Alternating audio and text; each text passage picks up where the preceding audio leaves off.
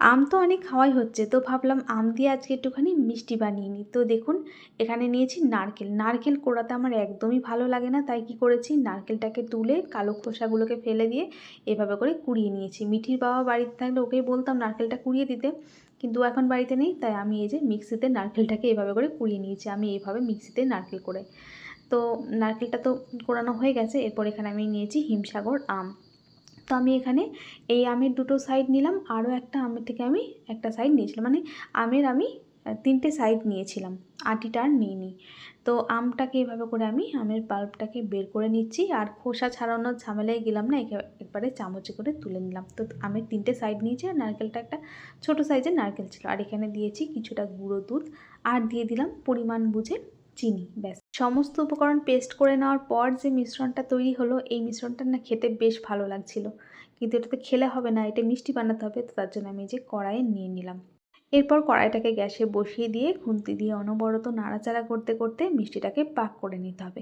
গ্যাসের ফ্লেমটা মিডিয়ামে রেখে আস্তে ধীরে সময় নিয়ে মিষ্টিটাকে পাক করে নিতে হবে, তবে খুব বেশি সময় কিন্তু একেবারেই লাগে না, কম সময় হয়ে যায়। তো এই সময় 1 চামচ ঘিও দিয়ে দিলাম। এখন আবারও ভালো করে নাড়াচাড়া করে মিশিয়ে নিচ্ছি, আর এটাকে আস্তে আস্তে পাক করে নিচ্ছি। ইউটিউবে এক দিদিভাই লিখেছিলেন যে ম্যাঙ্গো আইসক্রিম কবে বানাবে, তো সত্যি ম্যাঙ্গো আইসক্রিমটা আর বানানো হচ্ছে না। তো বানাবো করছি, কিন্তু আজ অবধি বানিয়ে উঠতে পারলাম না। তো এই যে কথা বলতে বলতে দেখুন সন্দেশের পাকটা অনেকটাই হয়ে এসেছে, তবে আরও একটু পাক করতে হবে। এই সময় দিয়ে দিলাম এলাচ করে, ছোটো এলাচের দানা হামাল দিস্তে থেতো করে নিয়ে দিয়ে দিলাম। তারপর আরও একটু কিছুক্ষণ নাড়াচাড়া করে নিয়েছি। তারপর যখন কড়াই এরকম লেগে লেগে আসবে, তখন আমি গ্যাসটাকে বন্ধ করে দেবো। আর এইভাবে একটু কড়াইয়ের চারিদিকে ছড়িয়ে বেশ খানিকক্ষণ, মানে ওই আধ ঘন্টা মতো রেখে দিয়ে তারপর পাক করলে ভালো হতো। তবে আমার কাছে অত সময় ছিল না, আমি ওই 10-15 মিনিটের জন্য রেখে দিয়েছিলাম। তারপরে যে সন্দেশে আমি শেপ দিয়ে নেব, চাইলে বরফি আকারে চৌকো চৌকো করে কেটে নেওয়া যেত, কিন্তু এইভাবে আমি একটুখানি এই যে মিষ্টির ছাঁচ, এই ছাঁচগুলো আমি অনেক খুঁজেছি, কোথাও পাইনি। এই ছাঁচগুলো আমার মামাতো ননদ কিনে দিয়েছে বীরভূমের মেলা থেকে।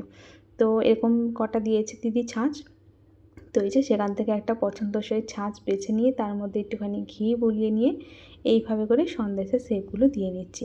এই যে দেখুন সব মিষ্টিগুলো আমাদের বানানো হয়ে গেছে। আমি এভাবে সন্দেশের ছাঁচ দিয়ে বানালাম, তবে আপনারা চাইলে যে কোনো থালার মধ্যে একটু ঘি মাখিয়ে মিশ্রণটা ঢেলে সমান করে তারপর সেটাকে ঠান্ডা করে চৌকো চৌকো করে কেটে নিলেও হয়ে যাবে। খেতে কিন্তু বেশ ভালো হয়েছিল। রেসিপিটা আপনাদের কাছে কেমন লাগলো বন্ধুরা, একটু কমেন্ট করে জানাবেন। তো চলুন আজকের মতো ভিডিওটা এখানে শেষ করছি। আবার দেখা হবে নতুন আরেকটা ভিডিওর সাথে। সবাই ভালো থাকবেন, সুস্থ থাকবেন। আজকের মতো টাটা। আর বন্ধুরা, আপনারা কারা কারা মিষ্টি খেতে ভালোবাসেন সেটাও কিন্তু একটু কমেন্টে জানিয়ে যাবেন। আমি কিন্তু খুব ভালোবাসি।